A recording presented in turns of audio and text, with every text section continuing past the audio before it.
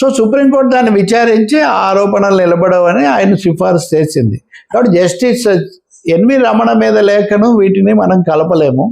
ఈ ట్రోల్స్ చేయటము, న్యాయమూర్తులను ఒత్తిడికి గురి చేయటము ఇటువంటిదైతే సరికాదు అన్న అభిప్రాయం అందరిలో వచ్చింది.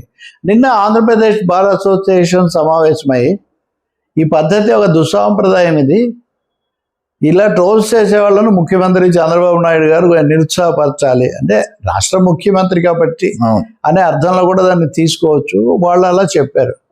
కాబట్టి ఇది నేను నిన్న మొన్న కూడా మాట్లాడే ప్రమోద్ విషయం మాట్లాడినప్పుడు దాని మీద నాకు సంబంధిత వర్గాల నుంచి ముఖ్యమైన ఒక అప్డేట్ లేదా ఒక చిన్న సవరణ ఏమొచ్చిందంటే, జస్టిస్ శ్రీనివాస్ రెడ్డి మాట్లాడింది ట్రోల్స్ మీద కాదు, సారీ స్టేట్ ఆఫ్ అఫైర్స్ అని ఆయన వ్యాఖ్య మెజిస్ట్రేట్ వ్యవహరించిన తీరు మీద, మెజిస్ట్రేట్ రాకపోవటం, సెలవులో ఉండటం.